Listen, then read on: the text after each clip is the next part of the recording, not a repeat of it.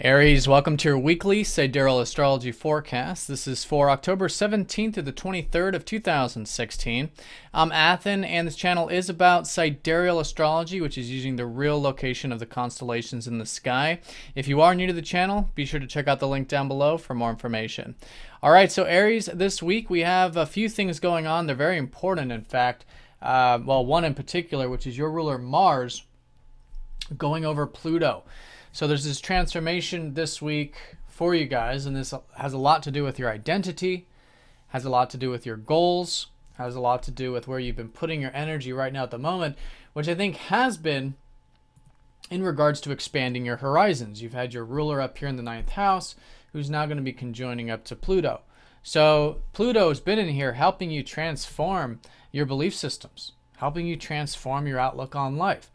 And now your ruler going over Pluto is suggesting that with all of this momentum lately for you to do this, it's a good time to now go deep. See if there's any fears. See if there's any inhibitions, anything preventing you from expanding your horizons, from seeing what's possible, because that's what the 9th house is all about. It's about the life journey. It's about the life process, the path. And when there's a lot of energy like this, it usually suggests some sort of change and some sort of transformation having to do with self along that journey. So a great week for being open to change, a great week for changing old patterns, old belief systems. Again, seeing if there is anything deep, such as fears, inhibitions, things that might be preventing us from making those changes. And that's really the best way to work with Pluto, is to give a bit of space, to detach, because Pluto does show us where we are attached. In other words, where we do have fear, because our response to fear is that we want to control things, we want things to be a certain way, and we're attached to them and we're attached to the outcomes of them.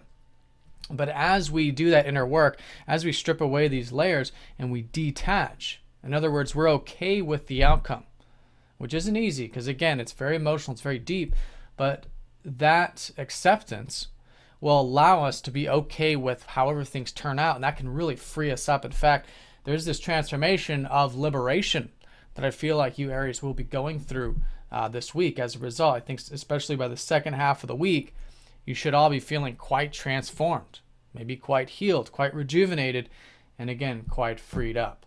But it does require diving deep. It is a neutral aspect, okay, but it does require diving deep.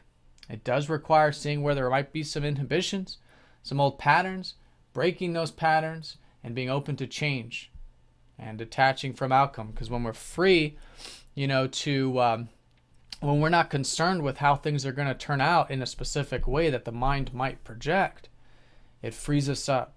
It gives us liberation, and this can be a very powerful energy for you this week. And I think too, you could be feeling that there is this intensity about it, in the sense that there is this power about it. But it's not the power of the ego, right? This is a perfect time for you to allow the ego to take the back seat. In other words, to have conscious awareness, to have this centeredness, this beingness, and come from this true centered approach, because it's through centeredness that the healthy expressions of this power can come through. Because it's not really you that's making these changes. It's not really you that has this power, as much as it's the power of life flowing through you. And so as you detach from what your ego wants, or what your desires are, or whatever, it allowed the real transformation to occur with this. All right, so very powerful. Definitely the most important aspect you guys have going on this week. We do have Venus going into your 8th house here around Thursday. So there is this deeper connection now I think you can enjoy this week. I think there has been this enjoyment perhaps of relationships, connecting with relationships, relating on that level, maybe seeing the value of your relationships. And now there's this shift where I think you'll enjoy the deeper side to all of this. So on a emotional level, it could be openness and intimacy in all of your interactions, which can be enjoyable. This has been Saturn in here, by the way, already helping you take this stuff seriously. Take seriously the importance of building things in your life that is based on meaning, that is based on transparency, that is based on openness. And so now you can certainly bring that into relationships. And Venus is a benefic, so it does tend to lighten up a bit of this deeper house. But like I said, you can enjoy those deeper connections and enjoy your deeper values, whatever it might be. And perhaps on a more material level, getting into more of the interdependency, right? Sharing resources, relying on others, having trust with others. This is, again, both emotionally and perhaps materially as well. And also here around Thursday, Mercury will be opposing up to Uranus. So there is this freedom of mind and I think a freedom of maybe your routine as well, because there's been a lot of routine energy. In fact, you've still got the Sun, Mercury, and Jupiter here helping you, whatever it is. Some of you might be your work. Some of you might be your personal development, such as your routine, your diet, your regimens. But basically anything you do on that daily level, it's been a great area for you to continuously focus, which is the Sun, see opportunities, which is Jupiter. Can certainly be opportunities coming through these daily things or through your work. And now today, there might be a bit of liberation, or you might be feeling like you want to break through or break free this week when it comes to the routine and when it comes to the things you think about. And I think that's a healthy, interpretation, in that I think being aware of where you can liberate yourself. But of course, in the oppositions, we do want to be balanced. We want to be centered and watch any extremes.